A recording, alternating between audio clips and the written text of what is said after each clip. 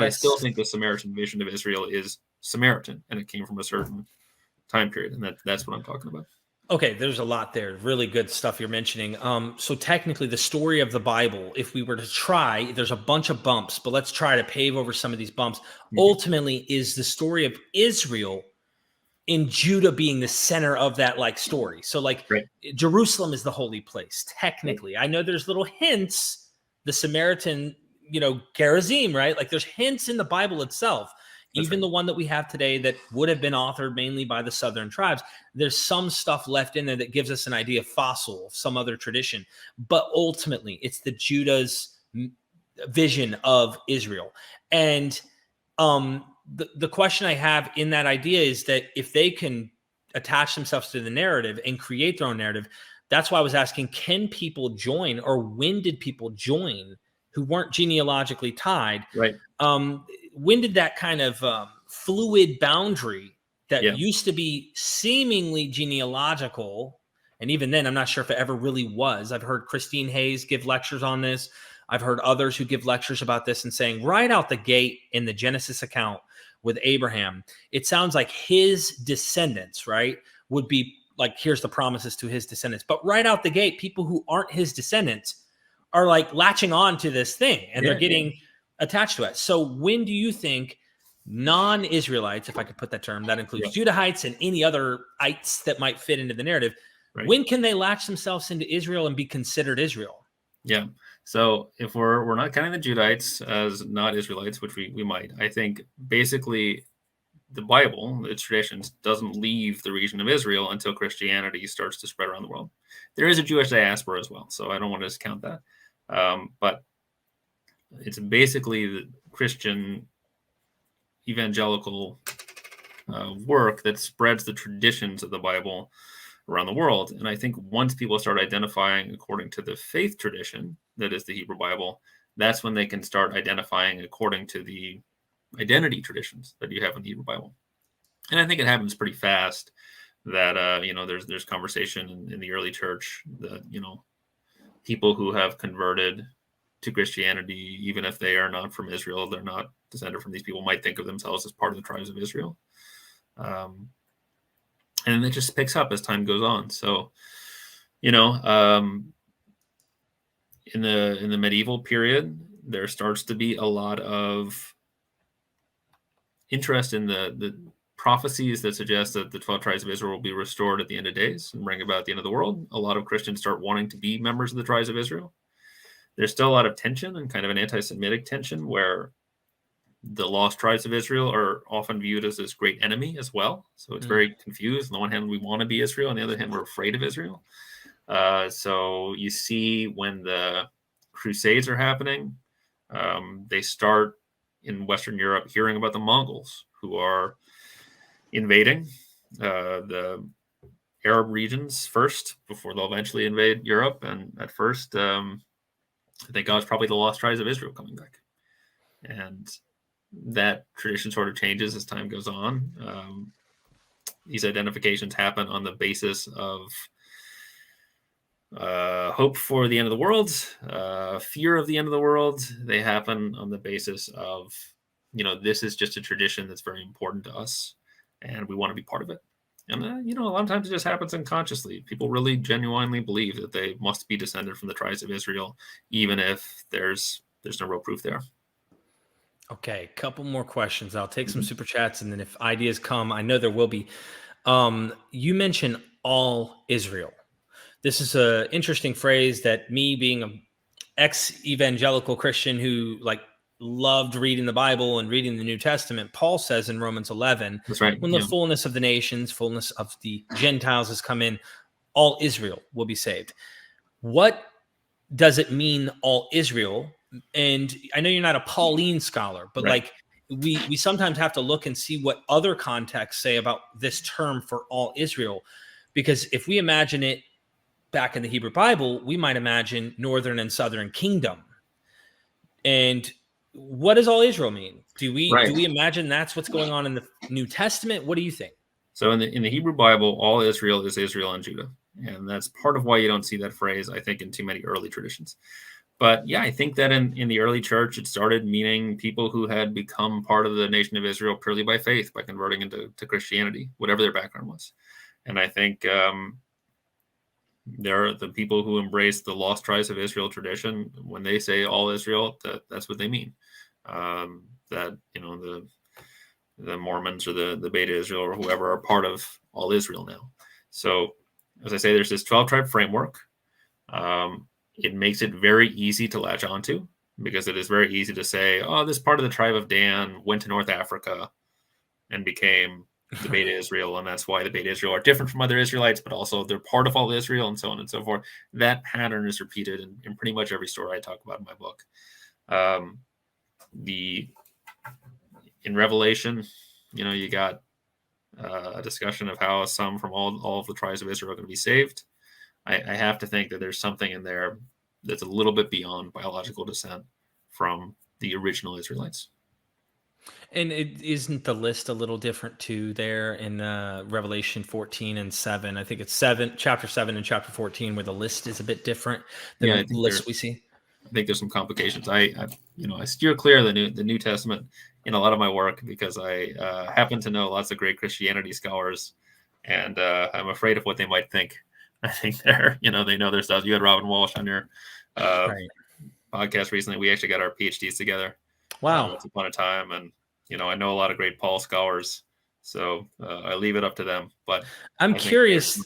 I mean, this opens up a can, of worms. But I'm curious to know why the academics, for the most part, other than I think Jason Staples, he's the only gentleman who thinks that Paul, when he quotes something from Hosea 8:8, where it talks about you will no longer be my people, and then he's using it for his Gentile audience, his people, in Romans 9-11. I'm curious why academics don't run to that kind of position overall. Typically, they think he's using the scriptures to his own needs. And I think rabbis did this a lot, where they kind of apply it, as I pointed out in this book, which you haven't read it yet, but that's why I brought it up to the table. Is like rabbis were using the scriptures and they were saying, this non-Israelite who comes in, it does say Abraham would be the father of many goyim. Right. And what are the goy? Well, they're people who aren't Israel, according to the definition. So that's how it's understood by the Jews. And I was curious to know if you thought that there was something going on there, because in one passage in Acts, I know you're not a New Testament person. I just wanted to bring up it's actually referencing in Acts chapter 1, verse 6. This is when the whole Holy Spirit comes down. They're speaking in tongues. Jesus is supposed to ascend, all of that. Then they gathered around him and asked him, Lord, are you at this time going to restore the kingdom to Israel? The question I have for you is, Judah is the focus of the biblical narrative ultimately. I'm not saying others aren't mentioned, but they're the focus. Is it fair to say Judah is the kingdom of Israel by the first century? I think a consciousness of the distinction between Israel and Judah is lost by that period. I think that you also see it in a lot of prophetic books that are so the early prophets seem to think of, like Isaiah, seem to have more of an idea of the distinction between Israel and Judah than you see by the time you get to Jeremiah and Ezekiel and people like that. When they say Israel, mean Judah, and sometimes Judah and Israel, but definitely Judah. So I think that they are, and again, Paul specifically in the New Testament and Acts are not things that I'm an expert on. I know. But I'm having fun with you because I want to have more episodes, and I know you got a 1-year-old now. But there's that passage in Acts 13 where Paul stands up in the synagogue, and I don't know if this is what Paul really did, but let's just give Acts the benefit of the doubt. He stands up and motions with his hand and says, "Men of Israel, and you God-fearers, listen." Well, he's talking to Jews in a synagogue. So he's talking to people of Israel. I suspect Jews would be synonymous with Israel. And if that is the case, when we get to Romans 9-11, and he's like, I wish I was cut off because the Jews aren't accepting his message. He wished they would, but they won't. He's incorporating Gentiles, all Israel, after the multitude of Gentiles, or when the fullness of the Gentiles has come in, all Israel. Is this the Jews or Judah? Well, question. My sense of things is that in the first century CE, it switched. And I'll tell you about something that happens in the 4th chapter of my book for the Mormons, which is that the Book of Mormon suggests that Mormons are supposed to evangelize to the Native Americans. Because the Book of Mormon is a story about how um, people out of the tribe of Manasseh came to America and eventually became some or all of the Native American tribes. But Mormons didn't have a whole lot of luck proselytizing to Native Americans, and they did have a lot of luck proselytizing to the British and to Scandinavians in this early period. And so all of a sudden you start to see, and I don't want to imply that it's, just for an advantage, but you suddenly start to see the idea that Israel actually might be everywhere.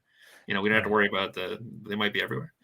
My sense is the same essential thing happens in the first century CE, where initially the idea is that, we're Jews, we're Israelites, we're Judahites, it's all the same, whatever. But as soon as Christianity starts catching on in other places, the definition of Israel expands. So it's like, well, it's believers. It's not just biological descendants. So I imagine sometimes Paul means one and sometimes he means the other. I don't know that. But certainly later on, you see a lot of Christians who start talking about Israel as the Christian faith community and not the biological descent from Israel community. You could thank Paul for that. Galatians 3, where he makes the seed, one seed, Christ. His argument's obvious. If they were all actual ethnic descendants of Abraham, or in some sense claiming to be, you wouldn't need to make that kind of argument. Sure. So, thank you for that. Let's get back to the Samaritans. I think it's worth vindicating them for a second, because I've talked to the high priest currently, the high priest of the Samaritans today's grandson. And wonderful guy. I mean, he really is such a great guy. One day, if I go out there to go visit, he's like, I'll take you around, D, and we'll show you the tours and all that. Yeah. But like, there's this beef that has happened for well over 2 millennia. I mean, it's, a couple hundred years BC, at least, there seems to have been an issue between Samaritans and Jews. And it's my guess that what we find in the Samaritan tradition might be anachronistic, or though they claim ancient roots, I think there might be some roots to the people themselves.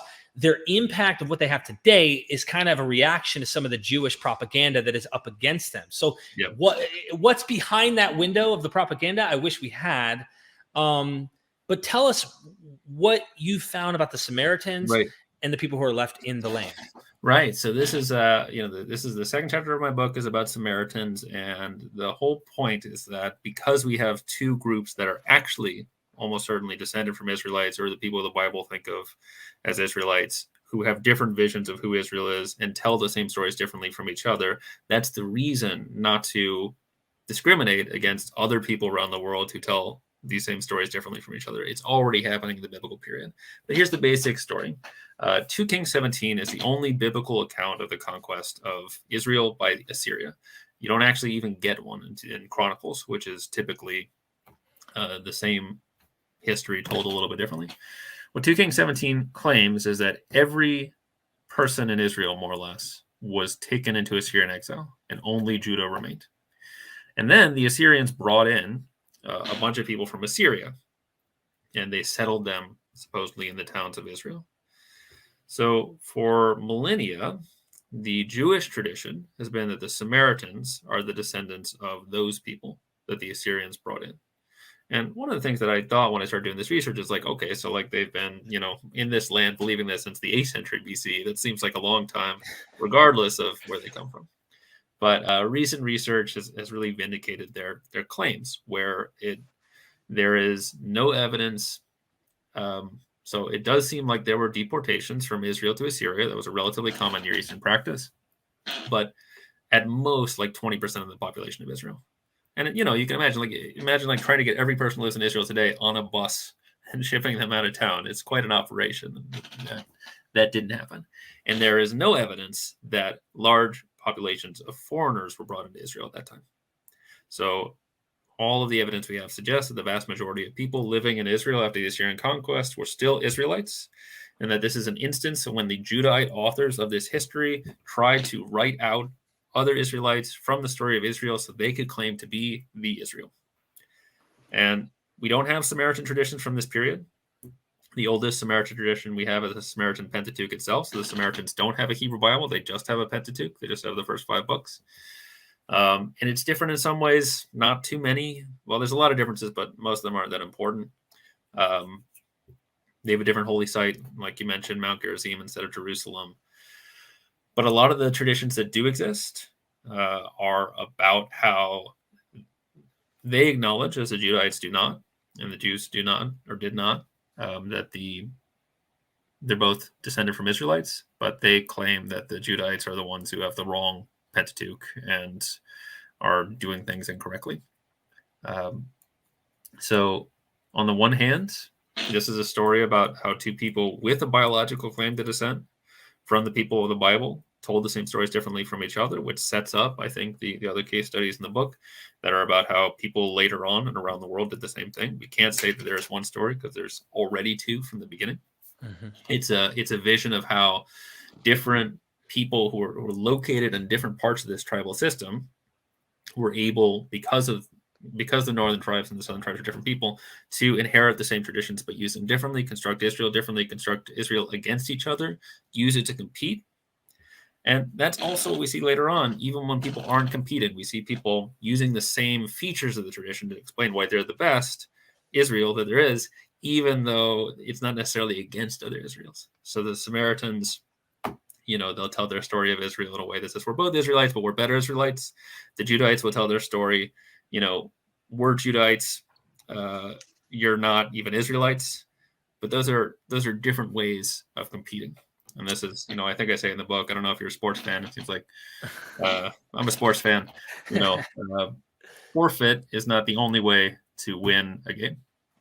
You can also play the other team on their own terms. And we get a lot of that in the competition between traditions.